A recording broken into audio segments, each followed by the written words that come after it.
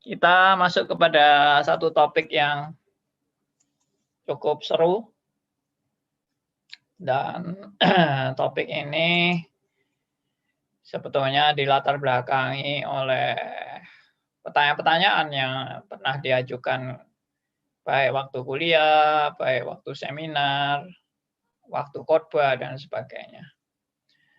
Ya, yaitu keluarga, pekerjaan dan pelayanan.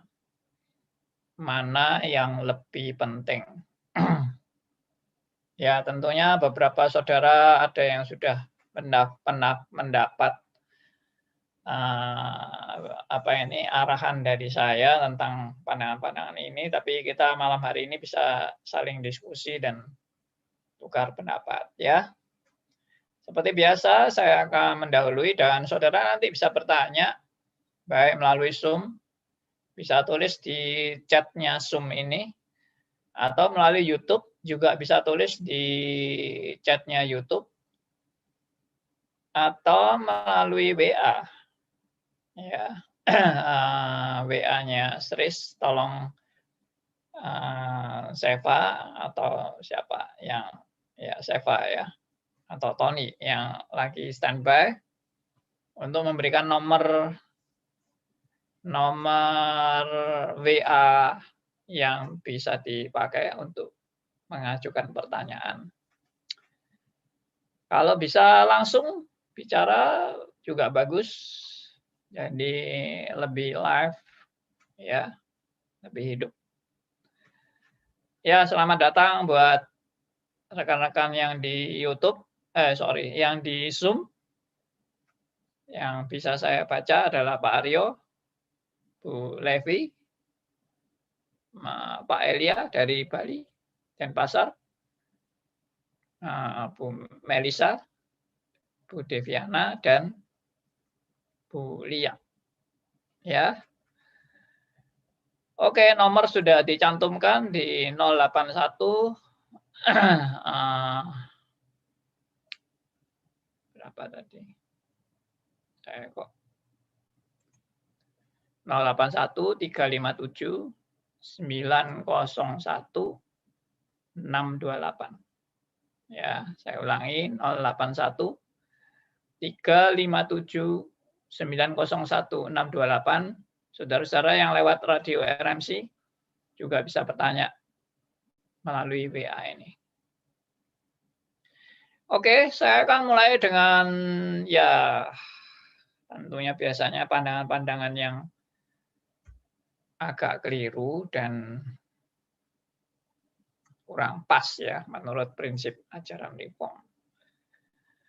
Saya suatu hari didatangi oleh seorang ya dulu anak buah saya sih di PMK Malang. Dan saya ketemunya sama dia di Jakarta karena dia juga sudah alumni dan sudah berkeluarga. Lalu dia waktu itu saya mengisi retreat atau apa ya saya lupa. Dan setelah istirahat dia buru-buru ketemu saya dan bernostalgia sebentar karena masa-masa waktu kita masih di Malang. Lalu dia cerita, Pak saya ini ada kebingungan, saya ini 3 hal ini mana yang benar, dia bilang. Yaitu pelayanan, keluarga, dan pekerjaan. Dari 3 ini mana yang paling penting, Pak? Karena saya ini terus terang ya istilahnya ditakut-takuti begitu. Ya, bahwa saya ini harus mengutamakan pelayanan dan keluarga harus rela dikorbankan dan juga pekerjaan karena pelayanan itu yang paling penting dari semuanya. Jadi kita harus siap korban untuk pekerjaan kita tinggalkan dan keluarga pun tidak boleh menghalangi pelayanan kita. Ya, saya langsung ya jawab ya. Mana yang benar gitu. Itu kalau seperti itu, kalau gara-gara pelayanan keluarga ditinggal, pekerjaan ditinggal, itu juga Ya nggak benar ya. Menurut saya itu nggak benar itu. Ya, nggak ada anjuran Tuhan untuk kita meninggalkan pekerjaan kita ya demi pelayanan, kecuali itu waktu itu kan murid-murid Tuhan Yesus dipanggil untuk mengikut Tuhan Yesus. Dan mengikut Tuhan Yesus, mereka dikatakan meninggalkan perahu mereka dan mereka mengikut Yesus. Nah, meninggalkan perahu itu ditafsirkan mereka meninggalkan pekerjaan mereka dan akhirnya menjadi full pengikut Kristus. Ya. Nah, jadi mereka tidak istilahnya masih bekerja sambil mengikut Kristus, enggak. Pekerjaannya ditinggal semua dan mengikut Kristus. Dan bahkan mereka juga, ya ini menurut tafsiran beberapa orang, mereka meninggalkan keluarga mereka juga. Wah, kalau itu diterapkan kepada kita semua, hari ini berarti saudara dan saya itu nggak boleh bekerja lagi kalau mau ikut Kristus. Bagaimana? Jadi Pak Aryo ya nggak boleh bekerja, ya. Lalu pokoknya semualah, ya Pak Elia, semuanya nggak boleh kerja. Ikut Kristus meninggalkan pekerjaan. Plus keluarga juga harus ditinggalkan. Wah, kalau seperti ini, terapkan seperti ini ya, Kristen jadi kacau balau malah. Jadi agama yang bisa merusak keluarga, merusak masyarakat, ya merusak pekerjaan, ya karena semua ditinggal semua demi pelayanan. Ya, tapi yang benar yang bagaimana ya? Nah, coba sekarang kita mulai dari berpikir yang paling mendasar. Sebenarnya kalau kita mau lihat esensi dari 3 bidang itu tadi, sebetulnya kan bidang itu ya banyak ya, tapi kita kan mau konsentrasi kepada 3 bidangnya aja, yaitu pekerjaan, pelayanan, dan keluarga. Nah, kalau kita lihat esensi dari 3 hal ini, sebetulnya tidak ada indikasi yang menunjukkan bahwa kalau ikut Yesus harus meninggalkan semuanya. Memang ada ayat-ayat yang seperti tadi kesannya sepertinya kok murid-murid Tuhan Yesus itu meninggalkan semuanya ya, ikut Tuhan Yesus itu. Tapi itu konteksnya mungkin harus diperhatikan dengan baik. Dan apakah berarti waktu itu keluarga Petrus juga ditinggalkan, ya, keluarga Andreas juga ditinggalkan dan sebagainya ya, nggak jelas memang. Alkitab tidak berkata dengan jelas bahwa mereka lalu enggak lagi bersama dengan keluarga atau berpisah dengan keluarga atau bercerai atau apa ya enggak dikatakan semua sih. Enggak ada perkataan bagaimana sikap mereka terhadap keluarga karena di perjanjian baru itu memang hampir boleh dikatakan tidak ada cerita yang menyoroti suatu keluarga dengan sangat transparan seperti di perjanjian lama. Karena bentuk perjanjian baru sama perjanjian lama itu sudah beda. Karena perjanjian lama itu bentuknya narasi. Narasi itu suatu cerita. Bentuk penyampaiannya bentuk narasi. Seperti cerita-cerita. Ya, riwayat-riwayat dan sebagainya. Nah, itu perjanjian lama. Kalau perjanjian baru itu bentuknya adalah yang lebih ditekankan adalah pengajaran daripada riwayat. Riwayat ada, tapi riwayat bukan pribadi, tapi riwayat suatu pelayanan seperti kisah para rasul. Nah, itu riwayat-riwayat pelayanan. Tidak pernah dikatakan bagaimana hubungan Petrus dengan istrinya dan anak-anaknya. Mereka itu sering berkelahi atau rukun-rukun atau Petrus pernah nyeleweng atau apa, enggak ada sama sekali cerita itu. Ya, yang kita tahu ya semua yang baik-baik aja. Apakah memang orang perjanjian baru lebih baik dari orang perjanjian lama? Yang pasti tidak. Saya yakin orang perjanjian baru dan orang perjanjian lama sama-sama bobroknya dan sama-sama juga dikasih Tuhan untuk orang-orang pilihannya. Ya, jadi tidak ada diskriminasi tentang perjanjian lama maupun perjanjian baru. Ya, oke. Jadi itu pandangan seperti itu. Saya tidak melihat itu Alkitab mengajarkan seperti itu enggak itu. Enggak ada Alkitab mengajarkan bahwa kita harus meninggalkan keluarga, meninggalkan pekerjaan demi pelayanan. Ya, habis kalau gitu semua orang Kristen tidak kerja lah.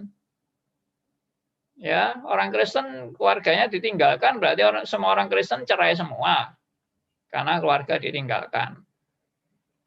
Ya, enggak juga kan. Kalau seperti itu kan kacau ini keluarga Kristen ini. Kacau juga orang-orang Kristen yang bekerja. Nah, jadi kembali lagi kepada esensi. Esensinya adalah 3 hal tersebut itu adalah anugerah Tuhan. Nah, ini coba Anda catat ini. Esensinya. Ketiga hal tersebut itu adalah anugerah Tuhan. Baik pekerjaan, baik keluarga, baik pelayanan, ketiga-tiganya itu anugerah Tuhan. Enggak ada yang perkataan pelayanan itu anugerah Tuhan. Keluarga bukan anugerah. Pekerjaan bukan anugerah. Itu bisnis itu bukan pelayanan. Keluarga bukan pelayanan. Ya, namanya pelayanan kerohanian adalah ya pelayanan. Pelayanan untuk Tuhan itu ya pelayanan kerohanian. Itu. Yang keluarga itu adalah kepentingan sendiri, pekerjaan lebih-lebih lagi itu hanya untuk apa ini? Memperkaya diri aja. Kalau mau ikut Yesus, tinggalkan pelayanan. Tinggalkan keluarga. Itu baru namanya ikut Yesus. Rasanya kok enggak ada perintah seperti itu di Alkitab. Ya, dan saya yakin memang tidak ada. Bukan rasanya. Memang tidak ada. Nah, itu prinsip pertama, ya. Jadi tidak ada perintah seperti itu. Dan ketiga hal tersebut adalah anugerah Tuhan. Kalau Anda bisa bekerja, itu anugerah Tuhan. Kalau Anda bisa berkeluarga, itu anugerah Tuhan. Kalau Anda bisa melayani, itu anugerah Tuhan. Jadi, kalau Anda demi pelayanan, Anda meninggalkan keluarga dan meninggalkan pekerjaan, itu sama dengan Anda meninggalkan anugerah Tuhan yang lain untuk suatu anugerah yang lain. Demi anugerah pelayanan, Anda meninggalkan anugerah keluarga dan Anda meninggalkan anugerah pekerjaan. Ya, saya ulangi ini. Jadi, gara-gara anugerah pelayanan, Anda meninggalkan anugerah yang lain. Padahal Alkitab tidak pernah mengajarkan saudara untuk meninggalkan anugerah tersebut. Lalu yang kedua yang saya mau tekankan adalah dalam 3 bidang itu semuanya juga bisa disebut pelayanan. Jadi yang namanya pelayanan itu bukan hanya masalah gereja. Kalau Anda kegiatan di gereja, baru itu namanya pelayanan. Kalau Anda di keluarga, itu bukan pelayanan. Kalau Anda di dunia pekerjaan, apalagi pekerjaan, itu bukan pelayanan. Itu hanya dunia sekuler. Dunia studi pun itu juga sekuler. Nah, saya dulu punya pandangan seperti itu, saudara-saudara. Saya waktu masih baru bertobat, ya, saya baru bertobat ini, saya enggak ngerti tentang kekristenan, saya baru aja jadi Kristen, maksudnya Kristen benar-benar lahir baru, karena saya dulu Kristen KTP. Lalu saya, merasa, waduh, pelayanan itu luar biasa sekali. Ya, untuk bikin persekutuan doa, bikin pemahaman Alkitab, ya, bikin cell group. Waduh, itu hal-hal rohani yang bagi saya amat sangat luar biasa dan membuat saya sukacita luar biasa. Saya sepertinya kalau bisa ikut PA itu, waduh, kayak masuk surga gitu ya. Kalau bisa persekutuan dengan saudara-saudara seiman, waduh, ini masuk di dalam komunitas malaikat-malaikat. Ya, sepertinya gitu, merasa seperti itu saya. Jadi saya itu bahagianya setengah mati kalau ikut persekutuan, ikut doa, ikut PA, ya, ikut aktivitas pelayanan-pelayanan. Waduh, kayak di surga sudah. Lalu akibatnya apa? Akibatnya saya itu males. Males kalau apa? Kalau saya nggak pelayanan. Saya misalnya harus kuliah. Waduh, itu paling males deh. Kuliah elektro waktu itu. Ya, karena bagi saya elektro ini duniawi dan tidak ada hubungannya sama surgawi. Dan ini semua adalah sampah-sampah sebetulnya elektro itu. Jadi saya tuh sudah kepengennya keluar aja dari elektro itu. Saya hanya mau pelayanan saja waktu itu. Dan saya memang punya kerinduan untuk mau masuk sekolah Alkitab. Wah, itu rohani sekali. Masuk sekolah Alkitab itu rohani sekali. Dan elektro ini duniawi sekali. Ya, tidak ada hubungannya itu dengan surga elektro itu. Ya, saya seperti itu sih. Dan ya udah, akibatnya saya sudah males kalau elektro. Saya nggak pernah belajar, ya males-malesan dan hanya rajin kalau ada PA, ada persekutuan, ada doa, ada kegiatan aktivitas pelayanan seperti camp kerohanian, retreat, ya, dan lain-lain, PI dan sebagainya. Waduh, pokoknya sudah senang sekali. Ya seperti itulah.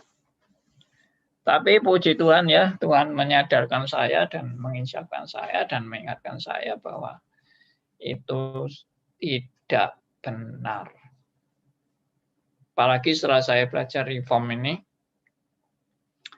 saya lebih bersyukur lagi dan saya diajar untuk berpikir secara integrated.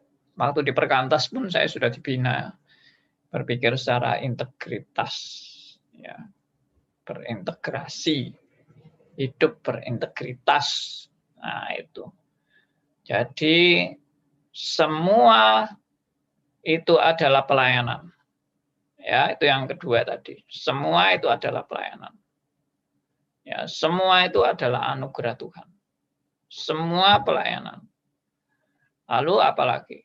Semua untuk kemuliaan bagi Tuhan.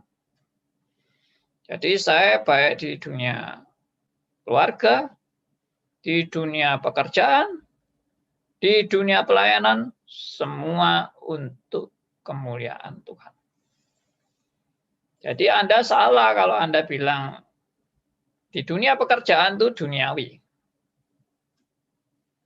Ya, duniawi. Itu tidak ada rohaninya dunia pekerjaan. Ada seorang, ya saya tidak usah sebut namanya ya, nanti tidak enak. Saya pernah dengar aja seorang hamba Tuhan ini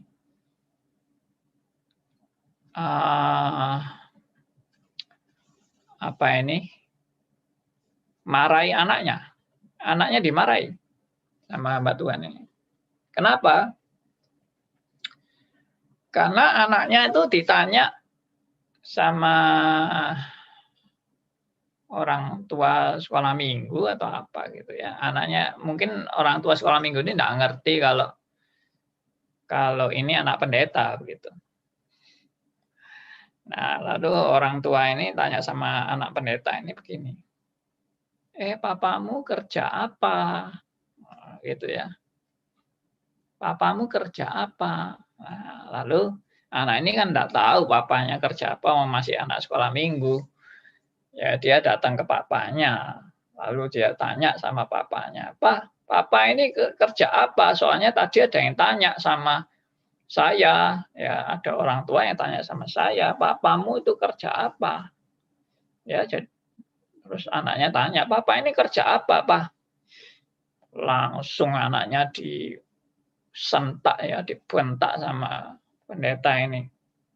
Papamu itu tidak bekerja. Papamu itu pelayanan. Ya. Bekerja itu pekerjaan orang duniawi.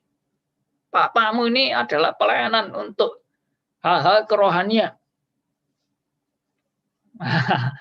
Saya waktu dengar itu ya saya agak ketawa sedikit ya. Berarti pekerjaan dunia sekuler itu pekerjaan kotor duniawi, sedangkan pekerjaan seorang pendeta adalah pekerjaan rohani yang bersih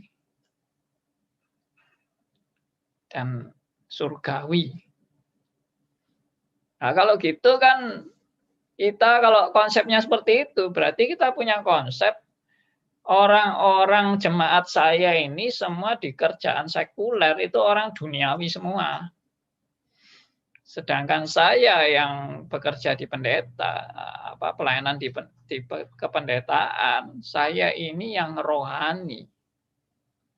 Jadi saya punya jemaat tuh duniawi semua. Yang rohani cuma saya. Ya, atau keluarga saya. Sudah, yang lain jemaat semua itu duniawi tok. Karena kerjaan sekuler. Nah, ini yang namanya split. Ini yang namanya pecah. Konsepnya tidak integrated. Dia anggap pekerjaan dunia sekuler itu kotor, sedangkan pekerjaan pelayanan gerejawi itu adalah bersih. Nah, ini yang menurut saya sama sekali nggak benar ini. Kalau begitu kita relakan jemaat-jemaat kita itu pekerjaannya kotor-kotor, nggak apa-apa, yang penting ada duit masuk gitu ya. Yang penting ada persepuluhan. Kamu kotor-kotor nggak apa-apa, yang penting pokoknya duitnya masuk itu. Nah, apakah seperti itu? Ya, kebenarannya. Nah, tentunya ini harus diperbaiki ya. Lalu keluarga. Keluarga itu juga itu duniawi keluarga itu. Ya, kita harus rela keluarga kita dikorbankan demi pelayanan. Pelayanan pokoknya nomor satu pelayanan. Itu sudah tidak bisa ditawar-tawar. Pelayanan kita harus rela meninggalkan semuanya demi pelayanan. Ya, berarti kalau begitu keluarga itu juga urusan duniawi. Urusan sekuler dan tidak membawa orang untuk hal-hal rohani. Ya, karena itu duniawi tok. Pekerjaan di dunia sekuler itu duniawi dan keluarga pun juga duniawi karena keluarga itu hanya untuk kepuasan keluarga itu sendiri atau diri sendiri. Karena itu ya maaf kalau ini sedikit menyinggung. Bukan menyinggung ya, ini karena kenyataannya. Mungkin juga itu yang menjadi salah satu alasan seorang romo Katolik itu tidak boleh menikah. Karena kalau menikah itu sudah konsentrasi untuk Tuhannya itu terpecah. Ya, satu untuk duniawi, yaitu keluarganya, dan satu untuk Tuhan, yaitu pekerjaan gerejawi itu Tuhan. Sedangkan keluarga itu duniawi. Maka ini konsep yang namanya terpecah, dualisme. konsep dualisme. Nah, ini yang menurut saya ini harus dibenarkan ini. Ini bukan konsep integrated yang menurut Alkitab. Ya. Nah, jadi sekarang saya mau mengajak saudara baca ayat yang menunjukkan bahwa tidak ada itu pembagian-pembagian seperti itu. Ya.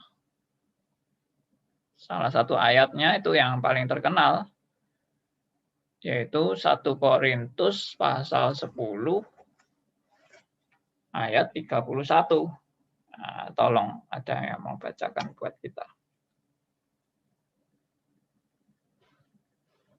1 Korintus 10 ayat 31. 1 Korintus 10 ayat 31.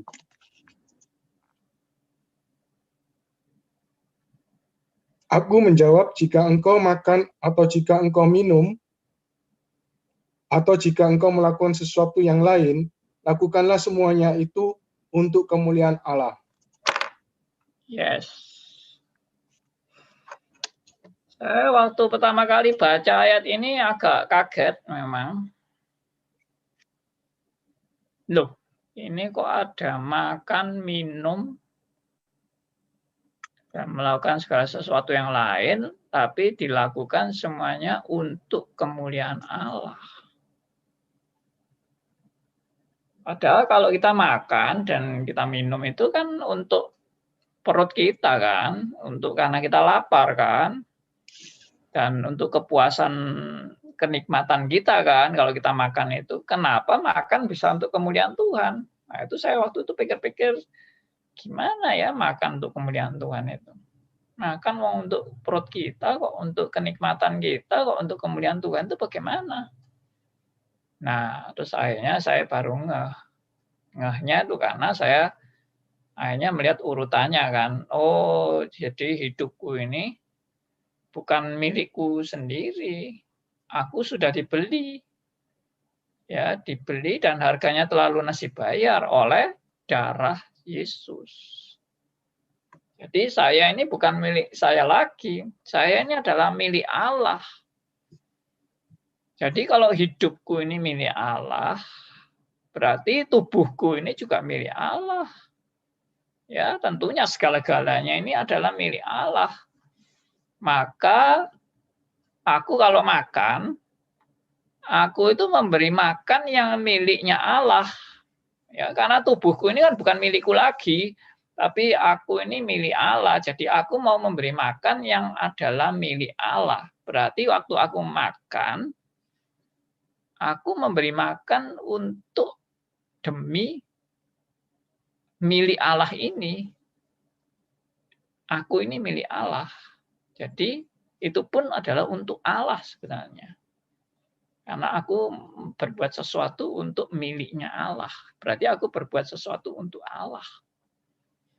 Ya, jadi kenapa makan dan minum untuk kemuliaan Tuhan? Ya, kalau aku makan dan minum supaya tubuhku sehat, supaya tubuhku juga boleh dipakai bagi pelebaran kerajaan Allah. Hidupku boleh dipakai sebagai suatu persembahan untuk kemuliaan bagi Allah. Jadi kalau aku makan, secara tidak langsung aku makan itu aku menunjang satu spirit untuk kemuliaan bagi Allah. Itu maksudnya. Jadi bukan makan tuh untuk perut melulu. Tapi aku sadar aku bisa makan itu pun anugerah Tuhan juga. Dan Tuhan memberikan saya kemampuan makan supaya saya hidup, dan saya supaya hidup ini hidup tidak untuk sia-sia, tidak untuk diri sendiri, tapi hidup bagi kemuliaan Allah. Itu memang sudah naturnya seharusnya begitu. Natur hidup saya dicipta adalah untuk kemuliaan bagi Allah. Design for dignity.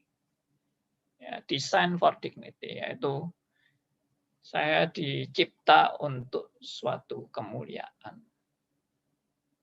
Kemuliaannya kemuliaan bagi Allah sebetulnya.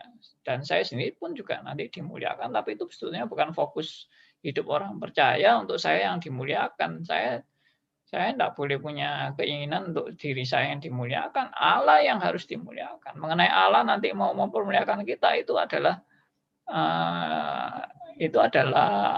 suatu anugerah Tuhan bagi kita, tapi itu bukan tujuan kita. Nah, demikian juga dikatakan baik engkau makan, baik engkau minum, baik engkau melakukan segala sesuatu yang lain, termasuk berkeluarga. Segala sesuatu yang lain itu adalah termasuk berkeluarga kan. Berkeluarga kan termasuk sesuatu yang lain. Dan berkeluarga ini juga seharusnya untuk kemuliaan bagi Allah. Jadi keluarga bukan untuk semata-mata kepuasan dan kenikmatan diriku. Aku harus sadar bahwa semua ini adalah titipan Allah, istriku titipan Allah, anak-anakku titipan Allah, cucuku adalah titipan Allah, ya, menantuku juga adalah titipan Allah. Semua titipan Allah, tidak ada yang menjadi milikku selama-lamanya, enggak ada. Ini cuma saya dititipi sementara waktu saja. Nah, dengan demikian saya disadarkan bahwa hidupku memang adalah hidup untuk kemuliaan bagi Allah dan tidak untuk diri sendiri. Ya, konsep hidup orang percaya adalah hidup untuk Allah. Sekali lagi, konsep hidup orang percaya adalah hidup untuk Allah dan bukan hidup untuk diri sendiri. Meskipun kita sadar si aku masih ada dan si aku masih ingin hidup untuk kenikmatan dan kepuasan diri sendiri, tapi kita juga harus sadar bahwa si aku seperti itu harus makin hari makin dikikis. Aku harus sadar dalam proses pengudusan bahwa keakuanku harus dihancurkan supaya aku makin kecil dan Kristus yang makin besar. Itulah suatu pergumulan hidup orang percaya. Ya, ayat coba kita baca ayatnya. Roma 14. Ini juga ayat yang saya sangat senangi pada saat saya mulai bertumbuh dan mulai sadar dan menjadi Kristen sejati, Kristen yang lahir baru, dilahirkan kembali. Itu tadi 1 Korintus 10:31 itu, lalu sama Roma 14 ayat 7-9 ini menjadi gandengan dalam ayat-ayat yang sangat berkesan bagi saya. Ya, Roma 14 ayat 7-9. Tolong bisa bacakan.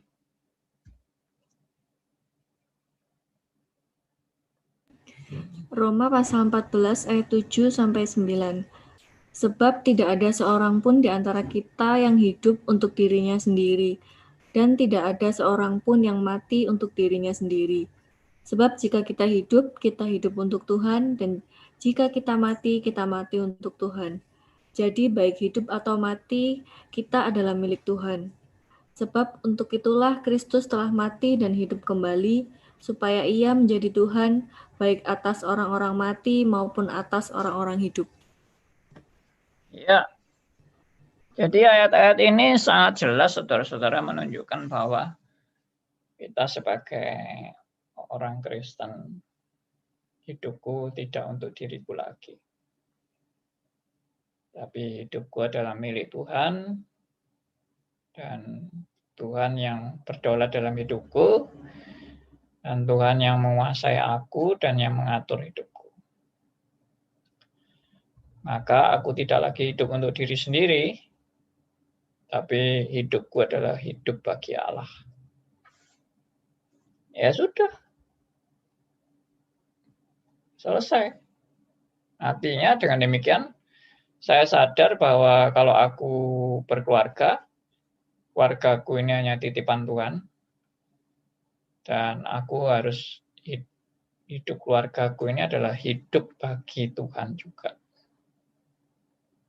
Kalau aku bekerja, termasuk makan dan minum, ya makan, minum, dan melakukan yang lain termasuk bekerja, itu berarti aku juga bekerja itu adalah sebetulnya bukan untuk semata untuk diriku dan untuk aku dapat duit. Itu salah besar. Jadi setelah ini nanti saya mau tambahkan satu bagian lagi. Mungkin kalau tidak cukup waktu, saya akan hari Kamis menambahkan filosofi bekerja bagi orang percaya. Ini termasuk etika bekerja. Bagaimana etika bekerja? Nah, orang seringkali punya pikiran, kalau aku kerja adalah cari duit kan? Itu semua pikiran kita pada umumnya. Ya termasuk saya juga. Saya waktu masuk di teknik elektro kan, saya tujuannya apa masuk elektro? Ya untuk bekerja. Dan bekerja buat apa? Ya cari kekayaan. Ya wajar dong orang bekerja cari kekayaan. Kalau bisa kerjanya yang duit cepat masuk. Ya gaji yang sangat besar itu yang diharapkan. Ya setelah kaya, wow enak toh. Bisa beli rumah, beli mobil, beli fasilitas hidup yang lain yang mewah dan sebagainya. Nah itu nikmat itu, hidup seperti itu. Nah itu konsep saya dulu sebelum bertobat.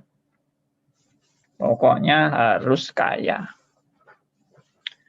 Tapi setelah saya bertobat, saya tinggalkan semua keinginan menjadi kaya. Saya bilang Tuhan, saya sudah milikmu. Hidupku adalah milikmu dan aku di tanganmu dan aku serahkan semuanya.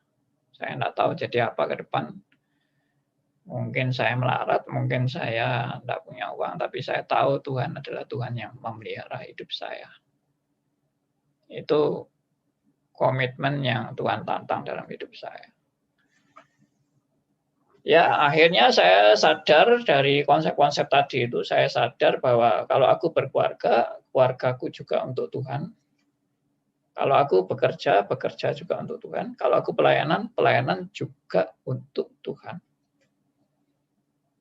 Dan aku harus, istilahnya harus menjaga diri, jangan sampai motivasiku di dalam pelayanan atau dalam keluarga atau dalam bekerja sekuler itu adalah untuk kepentingan, berfokus pada kepentingan diri.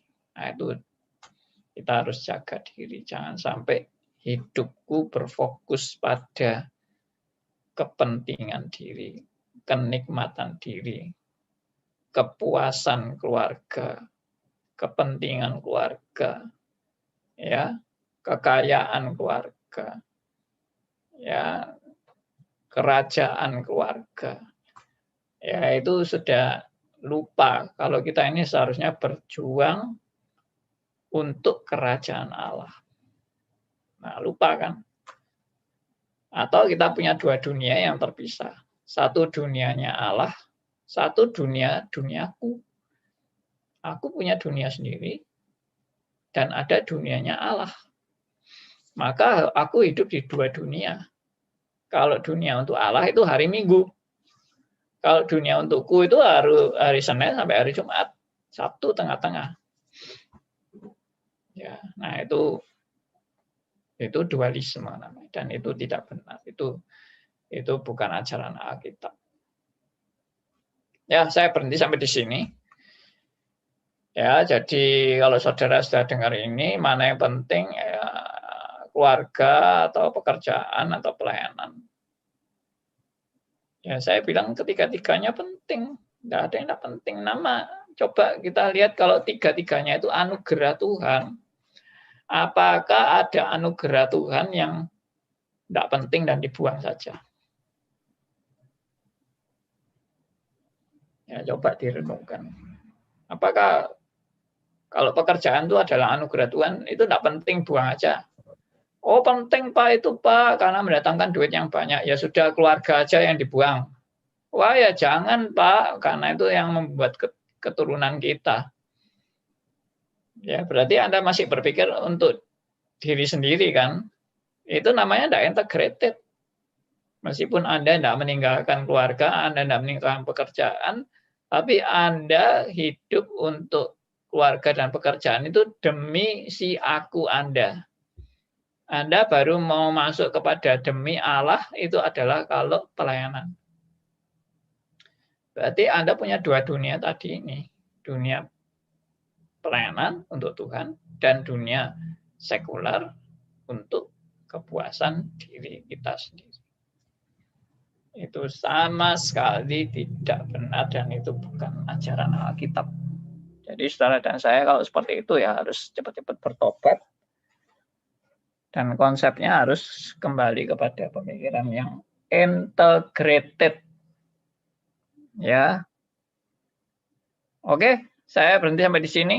Nanti kalau ada waktu saya akan lanjutkan lagi. Kalau kita tanya jawab dulu supaya rileks, ini obrolan, ya saling tukar-menukar pendapat juga.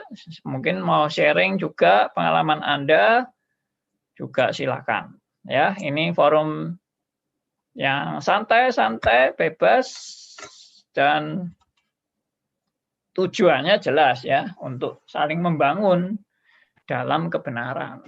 Nah, itu jadi bukan santai bebas lalu sakar PDW, tidak ada aturannya.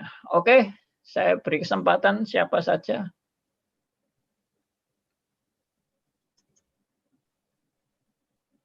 Ya, mungkin dari Pak Elia mau memberikan. Saya Pandi, selamat. Ya, silakan. Ya, saya Pandi. Bapak Elia dari Denpasar. Ya, terima kasih. Pak, saya punya 2 kendala besar, Pak. Ini sih kendala yang saya sudah tahu jawaban, cuma saya mau berbagi begini, Pak. Ya. Di kehidupan saya belakangan ini, saya menemukan satu perbincangan di DM. Ini seorang teman saya, satu seumuran, dia bertanya, saya menjawab, terus dia bertanya gini, Pak, apakah Pak Elia percaya, yakin kalau Pak orang pilihan Tuhan? Apakah Pak Elia percaya kalau mati masuk surga? Waduh, dengan pembahasan yang hari ini, saya mau mengungkapkan dilema begini, Pak. Kata only by grace, di 3 sektor yang Pak bahas itu semua karena anugerah. Problemnya, kalau kita tidak dapat anugerah, bagaimana, Pak? Sama seperti teman saya yang tadi, apakah dia seorang Kristen yang taat, tapi dia kok enggak yakin kalau dia itu orang yang sudah diselamatkan, orang sudah pilihan. Dan dia tidak berani yakin kalau dia tuh pasti masuk surga. Saya melihat di sini kan anugerah pengertian itu dia tidak dapatkan.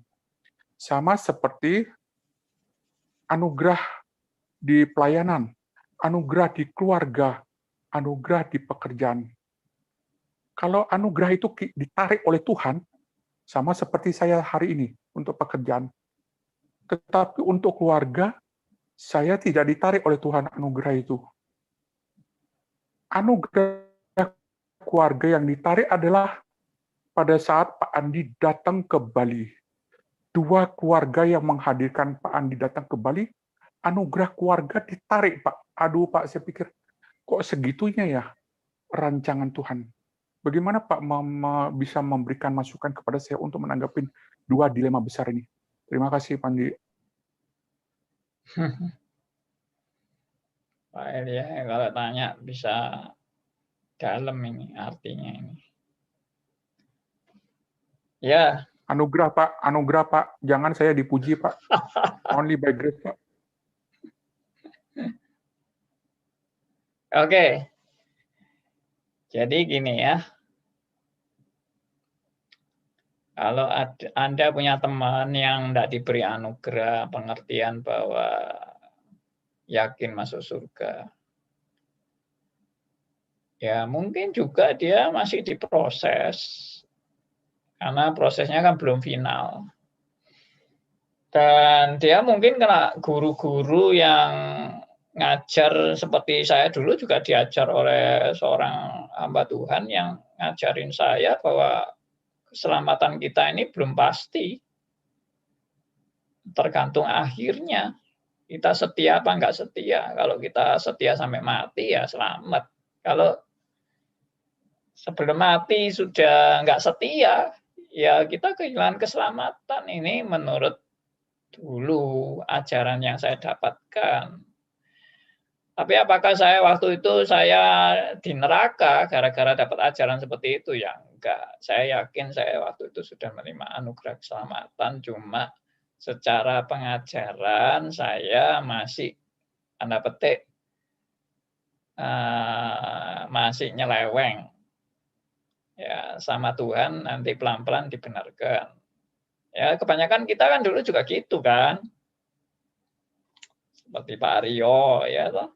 Sebelumnya juga di jalan yang sesat ngawur-ngawur gitu. Tapi sama Tuhan akhirnya juga dibenarkan. Ya. Apakah kita sekarang juga sudah sempurna? Ya belum juga dong. Kita sekarang ini juga masih diproses sama Tuhan, masih dididik, masih dihajar, jatuh bangun. Ya itulah hidup kita. Tapi anugerah Tuhan itu tidak hilang di dalam kita diproses ini. Lalu kalau Anda tadi nyinggung anugerah keluarga dicabut dari orang-orang tertentu, ya bukan hanya orang tertentu aja, banyak. Ya, termasuk pendeta juga ada yang dicabut. Tapi jangan terlalu kita jangan terlalu bangga kalau keluarga kita ini baik-baik semua. Karena tiap orang itu ada problemnya sendiri. Tiap keluarga ada masalahnya sendiri. Tiap orang punya kelemahannya sendiri. Yang berbeda-beda.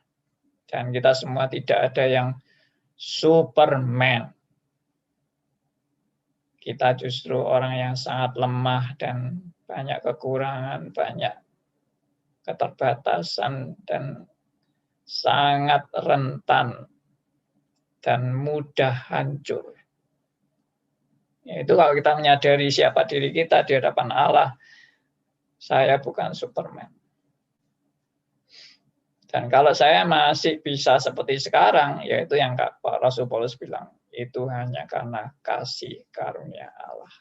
Bukan karena kehebatan saya, hasil kerja keras saya, kesetiaan saya, kesalehan saya. Ya, saya.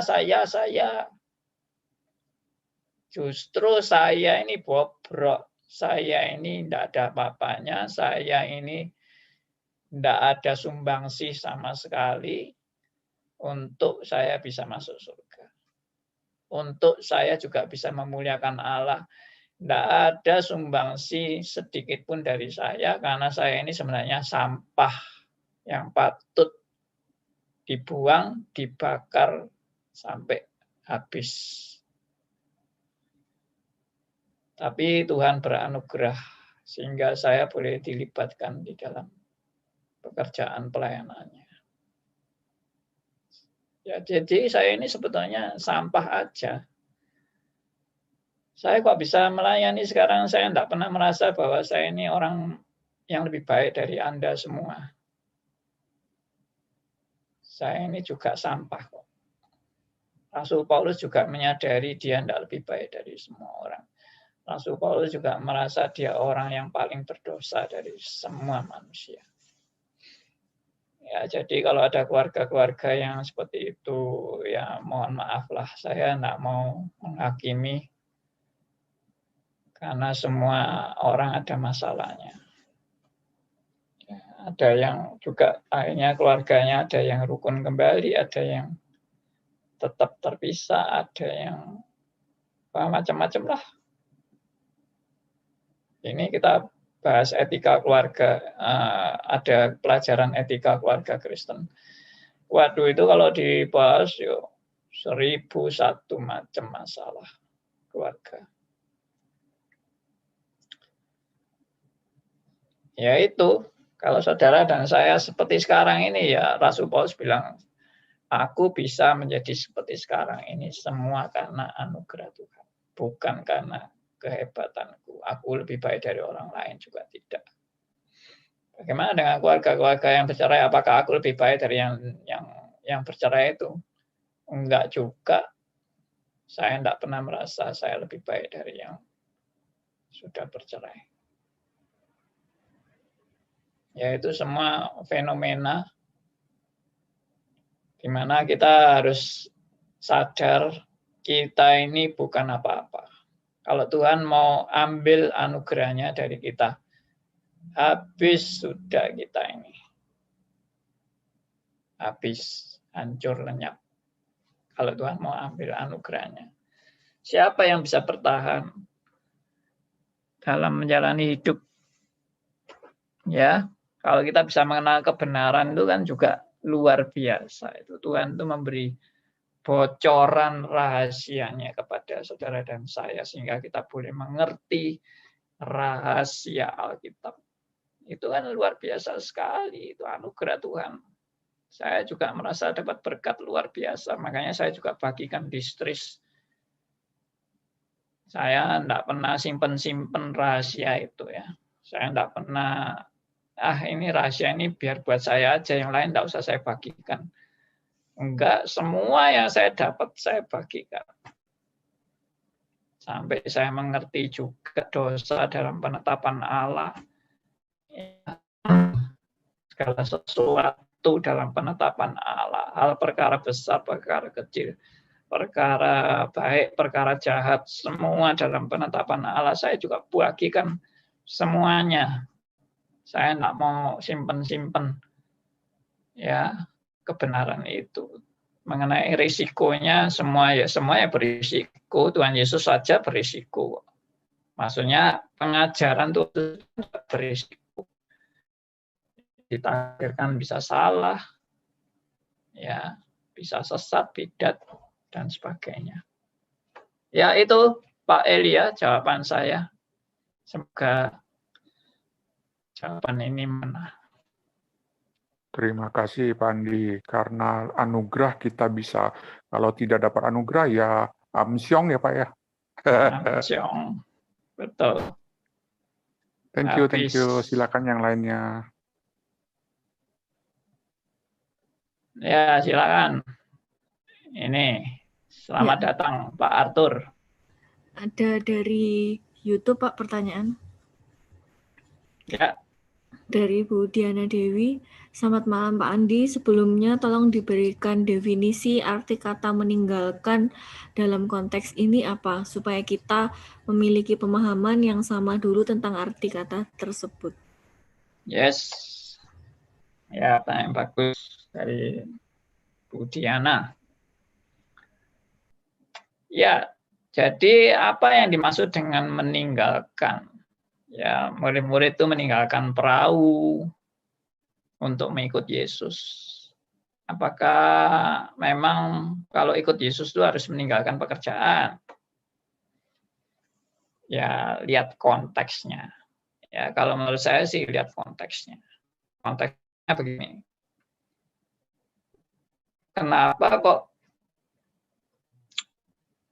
kita di Reform ini tidak pernah setuju kalau ada hamba Tuhan, maksudnya pendeta, yang mau jadi pendeta tapi sambil punya pekerjaan sekuler. Ya, misalnya dia itu bisnismen, ya misalnya punya pabrik sepatu itu misalnya, lalu dia tergerak menjadi hamba Tuhan, ya sudah dia tetap bosnya pabrik sepatu sama sekaligus jadi pendeta. Nah, kenapa di Reform tidak disetujui? Sebetulnya kan bagus toh, bisnismen plus pendeta. Wah, keren dong. Ya, kepala pabrik lagi. Ya, plus pendeta. Loh, sangat dihormati. Apalagi terus tidak mau digaji atau waduh. Mantuk-mantuk semua itu orang-orang sama dia itu. Ini pendeta luar biasa loh, ini pendetanya. Tidak mau digaji loh ini.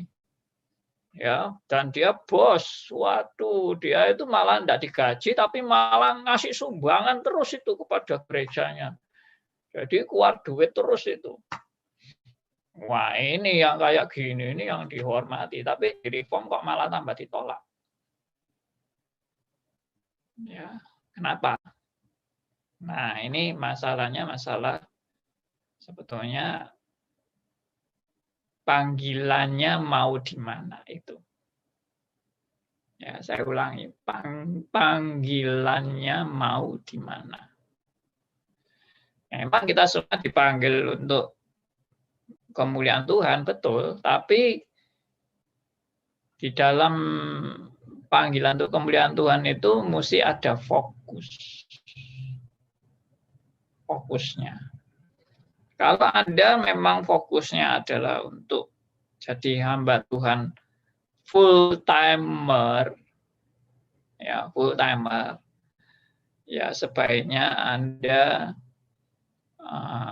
tidak menjadi seorang bos yang di perusahaan karena pertimbangan prinsip dan praktis. Pertimbangan prinsipnya itu adalah yaitu tadi, Anda memang mau dipanggil kemana. Pertimbangan praktisnya adalah Anda nanti akan terpecah di dalam konflik in interest. Ya. Artinya kalau perusahaan Anda ada problem dan pelayanannya Anda ada problem, kira-kira dari dua problem yang besar ini Anda mau mengutamakan yang mana? Nah, ini enggak gampang kan? Gitu. Jadi kalau memang mau sudah full pelayanan, tinggalkan pekerjaanmu. Ya, bisa serahkan keluarga atau anak atau family atau siapa. Sudah, Anda tidak ikut-ikut lagi di situ dan Anda konsentrasi full dalam pelayanan. Tapi kalau keluarga tidak bisa ditinggalkan. Ya, tadi kalau pekerjaan tuh masih bisa ditinggalkan karena pekerjaan itu tidak mengikat selamanya kan. Dan Anda sekarang sudah menjadi hamba Tuhan full timer yang digaji oleh gereja Anda. Karena Anda sudah full time, Anda digaji oleh gereja Anda. Jadi kalau Anda masih mau cawe pekerjaan Anda, mau pegang pekerjaan Anda, plus Anda mau jadi hamba Tuhan meskipun tidak digaji, itu tujuannya apa? Yang perlu dipertanyakan itu dulu. Tujuannya apa? Kenapa kamu tidak mau digaji? Dan kenapa kamu tidak mau meninggalkan dunia pekerjaanmu sekuler di perusahaanmu? Ya, kamu mau apa? Apa yang diutamakan dalam hidupmu? Nah, pikiran saya begini. Orang kalau digaji sama orang jadi bos, kira-kira lebih dibanggakan yang mana? Mana yang lebih dibanggakan? Mau yang digaji atau yang jadi bos?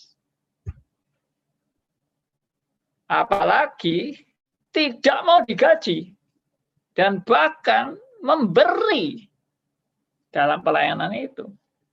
Mana yang lebih dihargai? Digaji atau memberi? Nah, jadi saya kemungkinan besar saya akan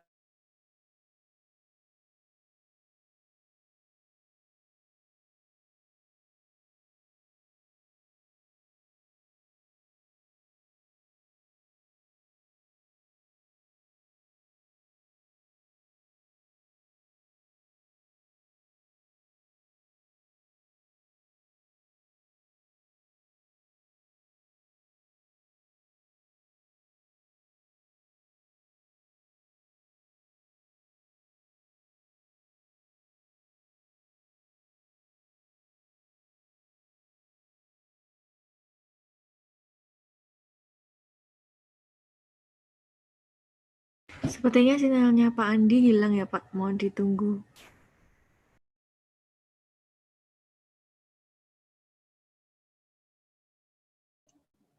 Oke, sudah nyambung. Halo, Pak, sudah. sudah nyambung ya? Sudah. Oke, saya ulangi. Jadi sebetulnya motivasi orang itu mau cari apa? Dia mau merendahkan diri dalam pelayanan, atau dia mau meninggikan diri dalam pelayanan. Saya ini tidak digaji, saya jangan diatur-atur kayak pegawai. Saya tetap bos. Nah, saya khawatir itu, meskipun mungkin Mbak ngomongnya kayak gitu, ya tentunya tidak akan ngomong kayak gitu. Kalau ngomong kayak gitu, ya tambah ini namanya jadi bumerang kalau ngomong seperti itu, ya kan? Dia pasti ngomongnya, semua untuk Tuhan. Hidup saya juga untuk Tuhan. Saya tidak mau digaji juga untuk Tuhan. Saya bahkan mau memberikan semua keuntungan perusahaan saya juga untuk Tuhan. Yang ngomongnya gitu. Tapi saya khawatir dia itu kalau tidak digaji kan tidak ada yang berani nyuruh dia. Tidak ada yang berani memerintah dia. Karena dia tidak digaji. Dia bos. Bahkan dia yang kasih sumbangan ke gereja itu. Mau apa lagi kalau bukan dia yang paling utama dari semuanya. Ya, itu cuma pikiran saya aja secara praktis sih. Jadi begini, kalau memang sudah full heart dan mau full time, ya sudah tinggalkan semuanya itu. Dan belajarlah merendahkan diri, belajarlah menjadi hamba, belajarlah untuk diatur orang. Dulunya Anda bos yang ngatur-ngatur orang, sekarang Anda diatur orang. Mau nggak? Ya itu namanya menyangkal diri, itu namanya mengosongkan diri. Ya. Ya itu dalam pelayanan.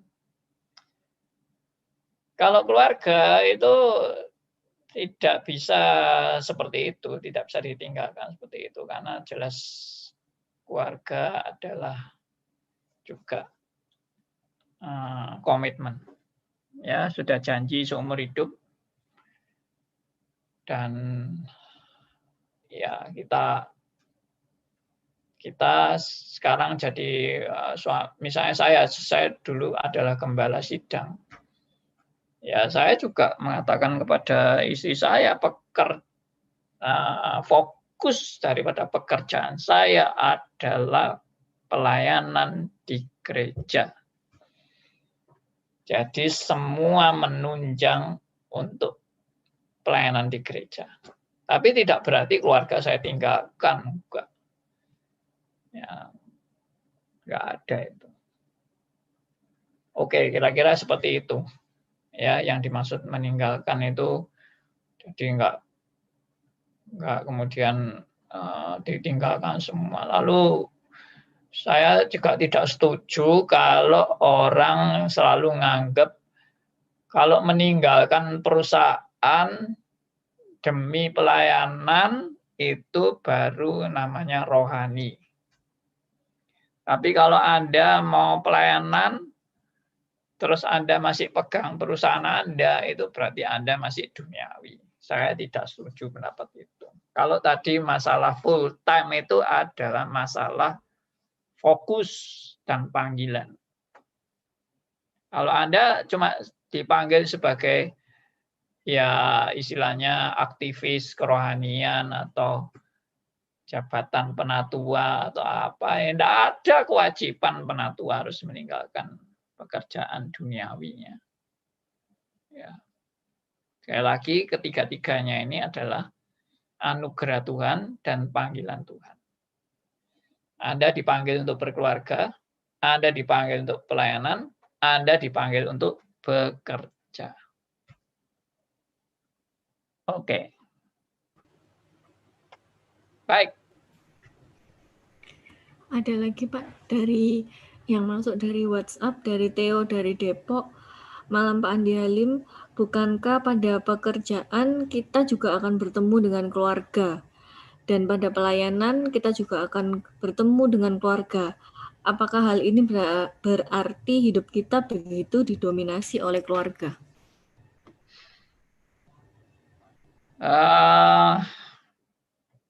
Enggak. Maksudnya kalau kita bekerja, pekerjaan kita juga di keluarga kita itu kita berkeluarga dengan baik untuk bisa juga bekerja dengan baik. Kalau kita di keluarga berantakan itu juga mempengaruhi pekerjaan kita. Di dunia pekerjaan kita juga berantakan. Berarti bisa saya balik. Kita hidup berkeluarga demi pekerjaan. Atau kita pekerjaan demi keluarga. Nah, menurut saya ketiga hal ini adalah semua panggilan Tuhan. Dalam ketiga bidang ini kita sama-sama juga dipanggil untuk menjadi saksi bagi kemuliaan Tuhan. Anda di keluarga juga jadi saksi untuk kemuliaan Tuhan. Anda di dunia pekerjaan jadi saksi untuk kemuliaan Tuhan. Anda di pelayanan juga menjadi saksi untuk kemuliaan Tuhan. Saudara jangan pikir kalau Anda di gereja saja itu untuk kemuliaan Tuhan. Kalau di dunia sekuler untuk uang, bukan untuk Tuhan. Nah, itu salah. Dunia sekuler pun untuk Tuhan. Apa Anda boleh dapat uang? Ya boleh, siapa yang bilang tidak boleh dapat uang? Uang itu juga suatu anugerah Tuhan. Kalau kita dapat uang itu. Kenapa uang dianggap haram? Tapi jangan cinta akan uang. Itu yang Tuhan ajarkan. Bukan uang itu haram. Ya, naik uang haram ya buangan aja semua uangmu itu. Ya, ya kan? Tidak ada uang itu haram. Tapi cinta akan uang itu yang enggak benar. Makanya Alkitab bilang, cinta akan uang akar segala kejahatan. Waduh, luar biasa itu. Ya. Oke. Ya, ada lagi dari WhatsApp, Pak. Dari Juspar Dede. Pak, kalau saya jujur melihat motivasi saya bekerja itu adalah untuk cari duit. Terus bagaimana ya, Pak? Ya sudah, sekarang bertobat. Ya toh. Setelah tahu kebenaran ini, ya bersyukurlah. Anda sekarang sadar bahwa Anda ini bekerja itu sebagai anugerah Tuhan. Nanti hari Kamis yang akan datang, saya mau bicara lebih fokus kepada dunia kerja. Ya. Nah, nanti tunggu hari Kamis. Jadi bagaimana konsep orang Kristen di dalam bekerja? Ya, sebagian sudah saya paparkan tadi. Bahwa bekerja itu adalah anugerah Tuhan. Bahwa Anda bisa bekerja itu anugerah loh. Anda jangan pikir bekerja itu bukan anugerah. Bekerja itu terpaksa. Kalau terpaksa ya rodi kan. Ya, kita kan bukan rodi, kita itu dapat anugerah itu dalam dunia pekerjaan. Kalau Anda dapat untung, itu namanya bonus. Bonus. Ya, di dalam dunia pekerjaan Anda dapat bonus. Ya, bersyukur itu juga anugerah Tuhan. Ya, bonus itu anugerah Tuhan. Ya, saya melihat orang-orang yang tidak percaya sama Kristus pun juga dapat anugerah ini. Karena ini anugerah umum. Ya, orang kalau enggak kerja itu bisa sakit jiwa. Betul enggak? Coba saudara kalau enggak kerja terus gitu, nganggur, sehari-hari nganggur, enggak ada kerjaan. Ya sakit jiwa itu.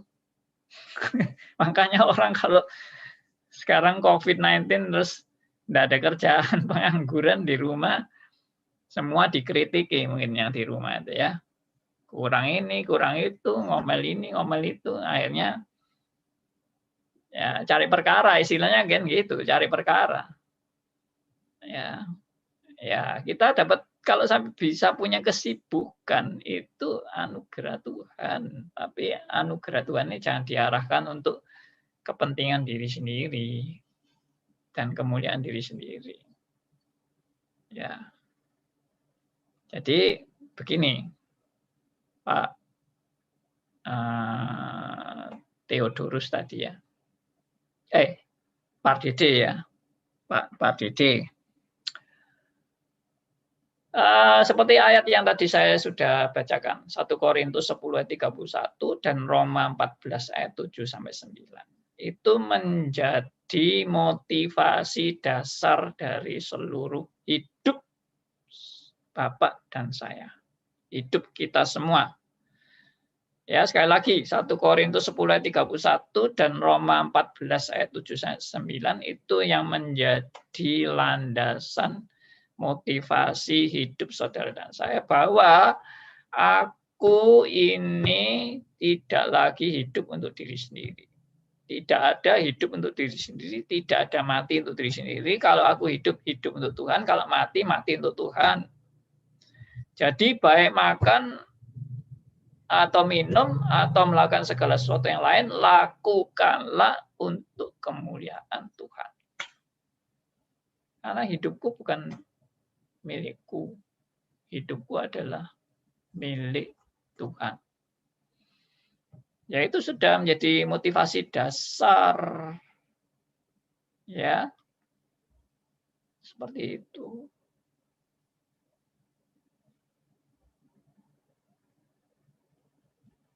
Oke. Ada pertanyaan lain? Ada, Pak. Dari Pak Halim Pranata. Selamat malam, Pak Andi. Bagaimana tentang adanya oknum aktivis atau bendahara yang nilep uang gereja?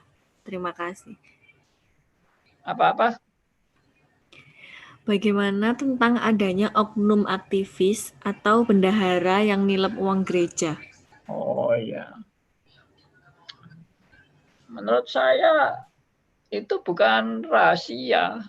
Itu sudah ada sejak dahulu kala. Zamannya Tuhan Yesus tuh si Yudas sudah menjadi pencuri. Dia adalah bendaharanya Tuhan Yesus dan dia selalu mencuri uang. Tapi sok sosial, ya toh. Orang bilang sosial.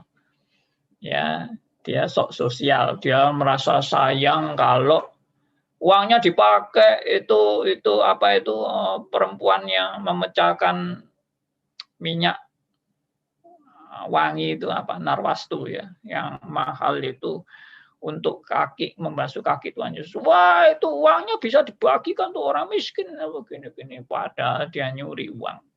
Ya, jadi sok sosial. Jadi begini. Kalau itu saya buat general.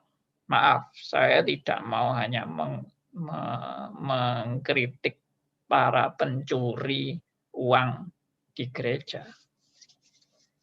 Tapi pencuri-pencuri lain di gereja itu juga banyak, bukan hanya pencuri uang. Pencuri kemuliaan Tuhan, pencuri hormat bagi Allah, pencuri firman. Artinya firman Tuhan itu malah dibelokkan dan diarahkan ke hal yang menjauh dari Alkitab. Ya. Banyak pencuri-pencuri dalam pelayanan yang sebetulnya motivasinya tidak lagi untuk kemuliaan bagi Allah, tapi untuk diri sendiri. Baik itu bendahara yang mencuri, baik itu hamba Tuhan, pendeta, semua yang merampas kemuliaan Tuhan yang dialihkan kepada diri sendiri. Itu sama dengan pencuri. Dan itu banyak terjadi. Termasuk diri kita sendiri juga bisa jadi pencuri. Termasuk saya. Cuma anugerah Tuhan sekali lagi yang menyadarkan dan menginsyafkan saudara dan saya, siapakah kita. Hanya anugerah Tuhan yang mengingatkan kepada saudara dan saya untuk jangan sampai lupa diri. Dan jangan sampai motivasi kita begitu busuk. Di dalam pelayanan tidak lagi untuk kemuliaan bagi Allah, tapi hanya untuk kemuliaan bagi diri sendiri. Hal yang paling mengerikan adalah kalau kita tidak sadar bahwa aku sudah merampas kemuliaan Tuhan. Tapi aku selalu berdalih, hidupku adalah bagi kemuliaan Allah, hidupku bagi kemuliaan Allah. Padahal hidup bagi diri sendiri. Nah, itu mengerikan. Ya, jangan sampai kita ini seperti orang yang nggak bisa melihat dan mengaca diri sendiri betapa berdosanya saya di hadapan Allah. Ya. Orang yang sudah merasa dirinya suci di hadapan Allah, orang yang merasa dirinya benar di hadapan Allah, itu yang paling berbahaya. Kalau bendahara yang mencuri uang gereja itu adalah anak Tuhan, saya bersyukur dia ketahuan mencuri. Dan dia dipermalukan sampai dia betul-betul sadar bahwa dirinya adalah sampah. Dan dia sadar kalau sampai Tuhan tetap mau menerima dia, itu namanya anugerah Tuhan. Kita jangan lalu ngelihat orang yang ketahuan mencuri itu, oh itu brengsek, itu sampah, itu waduh, itu memalukan gini-gini. Saya khawatir orang-orang yang memaki-maki orang yang ketahuan mencuri di kas gereja ini, itu adalah seperti orang-orang Yahudi yang menangkap perempuan pelacur dan membawa kepada Tuhan Yesus. Lalu mengatakan, ini kedapatan berzina dan ini harus dilempari batu sampai mati.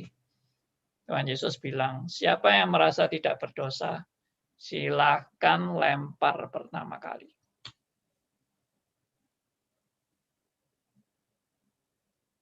Saya khawatir kita sebagai orang-orang Yahudi yang sedang menuding-nuding perempuan ini dan membawa kepada Tuhan Yesus. Ini perempuan nggak layak dan harus dilempari dengan batu. Sama seperti bendahara yang ketahuan nyuri uang itu. Semoga dia adalah anak Tuhan yang mendapat belas kasihan Tuhan. Kecuali dia betul-betul pencuri yang sejati. Ya, artinya bukan anak Tuhan. Ya, itu sudah lain lagi kalau seperti itu. Ya, tapi kita kan nggak tahu siapa yang betul-betul anak Tuhan, siapa yang bukan. Jangan-jangan yang menuding-nuding orang ini itu yang bukan anak Tuhan. Ya, saya bukan mau membela pencuri loh, yang enggak ya. Bagi saya, ya itu sangat menyedihkan kalau sampai ada orang yang hobinya mencuri uangnya gereja. Sangat menyedihkan. Tapi itu yang tadi saya bilang, semua orang bisa jadi pencuri tapi di bidang yang lain. Ya, mencuri kemuliaan Tuhan, ya, sehingga dirinya yang dimuliakan, bukan Tuhan yang dimuliakan.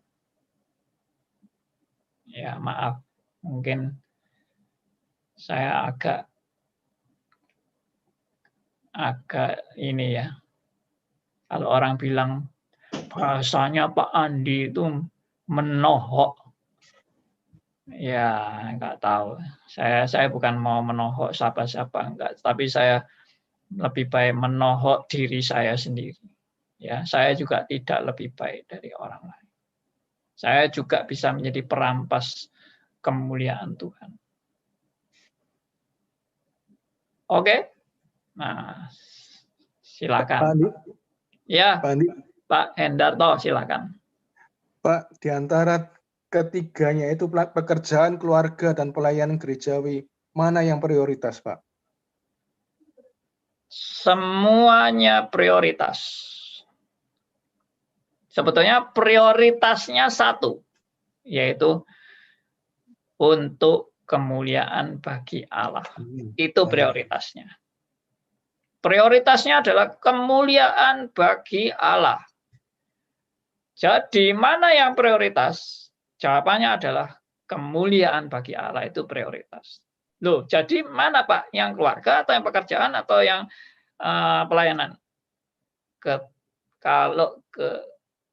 Untuk yang benarnya adalah ketiga-tiganya harus untuk kemuliaan bagi Allah.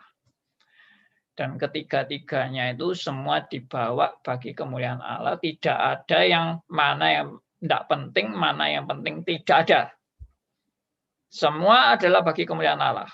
Pelayanan bagi kemuliaan Allah, pekerjaan bagi kemuliaan Allah, keluarga bagi kemuliaan Allah. Tinggal sekarang bagaimana pandai-pandai memanage waktu dengan bijak dan dengan baik dan dengan optimal. Maksudnya optimal itu mungkin waktunya bisa tidak sama. Anda mungkin di dunia pekerjaan Anda 8 jam. Anda di dunia keluarga mungkin 2 jam. Anda di dunia pelayanan mungkin 1 jam atau enggak sampai. Tiap hari ya, tiap hari gitu. Apakah kita menyisihkan waktu seperti itu? Nah, menurut saya itu adalah memanage waktu. Tapi begitu saya sekarang memberi waktu untuk gereja saya harus mengoptimalkan waktu ini dengan sebaik-baiknya dan semuanya adalah untuk kemuliaan bagi Allah. Saya mengoptimalkan waktu buat keluarga saya, ya, buat istri, buat anak-anak seoptimal mungkin dan saya rindu semua yang saya lakukan adalah untuk kemuliaan bagi Allah. Itu. Jadi dalam hal ini saya sadar bahwa keluarga itu semua titipan Tuhan juga. Bagaimana kalau anak saya tiba-tiba dipanggil Tuhan? Apakah saya siap? Bagaimana kalau harta saya tiba-tiba lenyap? Tuhan mau ambil. Apakah saya rela? Bagaimana dengan kalau apa yang saya sayangi dalam hidup saya diambil dari saya? Apakah saya juga rela? Nah, ini adalah persiapan-persiapan untuk si aku ini siap dihancurkan dan rela semua kemuliaan hanya bagi Allah dan bukan bagi saya. Ya, saya sudah mengalami pergumulan-pergumulan seperti ini dalam beberapa periode hidup saya. Dan sekarang menjelang masa tua saya ini, saya yang sudah berusia 66 ini, saya sudah diajar Tuhan untuk mulai melepas apa yang saya pegang. Yang kemungkinan kalau saya mau pegang terus itu adalah akhirnya untuk kemuliaan bagi saya dan bukan untuk kemuliaan bagi Tuhan. Tuhan bilang, lepaskan. Yang kamu sudah pernah pegang itu lepaskan. Nah, itu tidak mudah. Tapi itu bagi saya sangat bagus. Artinya latihan sangat bagus bagi saya untuk belajar melepas apa yang Tuhan sudah pernah titipkan pada saya. Sebelum saya mati, jangan tunggu mati baru dilepas. Itu berarti tidak ada latihan. Saya sebelum mati sudah belajar melepas. Ya, itu pelajaran yang indah. Ya toh? Banyak orang yang tidak mau Amin, Pak. melepas. Banyak orang yang tidak mau melepas, dipegang terus akhirnya mati. Itu namanya dipaksa melepas waktu mati. Nah, saya sebelum mati sudah dilatih Tuhan melepas. Memang bisa sakit itu. Rasanya bisa sakit, tapi ya indah gitu. Akhirnya juga semua indah. Ya, karena dilatih bagaimana semua terfokus bagi kemuliaan Allah. Itu. Betul, Pak Andi. Amin. Ya, puji Tuhan. Saya sangat terkesan dengan puisinya W.S. Rendra. Sebelum dia mati, dia membuat puisi bahwa semua adalah titipan Tuhan. Ya, W.S. Rendra itu tidak tahu agamanya apa, katanya dulunya Katolik terus jadi Islam. Apakah dia setelah Islam juga masih ya istilahnya nilai Kristen ada dalam hidupnya. Tapi kalau saya lihat puisinya itu, aduh, orang Kristen aja kadang tidak berpikir sedalam itu.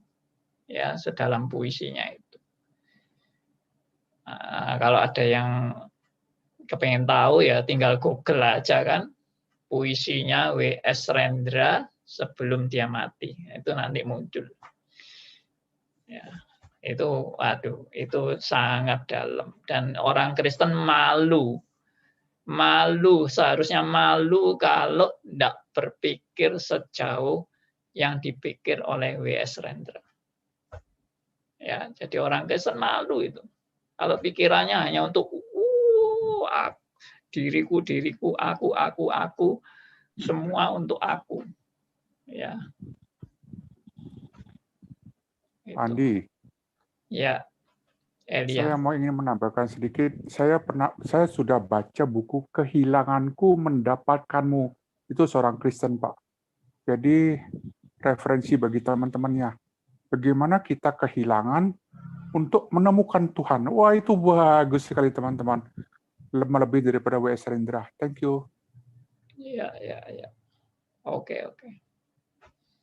Ya, tapi sebetulnya itu bukan saya mau mengagungkan W.S. Rendranya atau apa, enggak. Saya cuma mau menunjukkan bahwa kita itu seharusnya berpikir seperti itu. Ya, jangan sampai ada orang yang bukan Kristen malah berpikir lebih dalam dari yang Kristen. Ya, saya cuma sekedar menggugah saja, menggugah. Ya, hidup itu mau apa sih? Saya punya teman yang wah, pokoknya semuanya sudah serba indah, keluarganya bagus, pekerjaannya bagus, anak-anaknya juga bagus, sukses, ya. Istilahnya pokoknya di dunia nyata itu sudah pokoknya dia itu hidup itu enak lah, sudah tinggal enaknya gitu aja. Tahu-tahu satu hari dia sudah mau tur, sudah dengan teman-temannya sudah beli tiket dan keliling dunia. Suatu saat nggak salah kurang seminggu mau tur itu, terus dia tiba-tiba merasa nggak enak, terus dia telepon sama istrinya, ya saya mau ke rumah sakit kok agak nggak enak ya.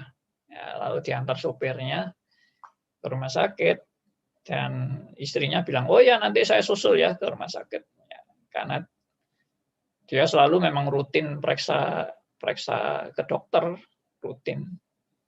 Begitu telepon istrinya, langsung katanya supirnya langsung lepas, HP-nya lepas, jatuh, langsung kolaps.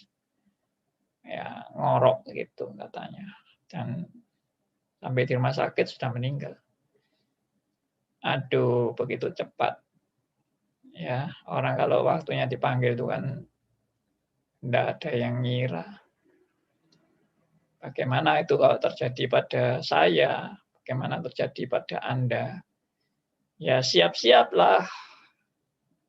Tapi kita di Reform ini bersyukur sekali ya.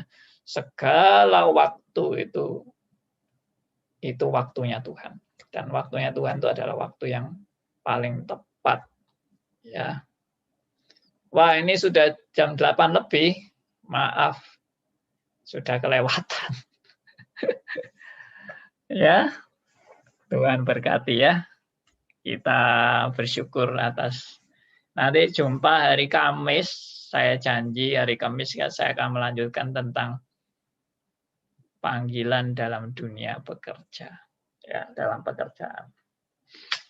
Oke, mari kita tutup dalam doa.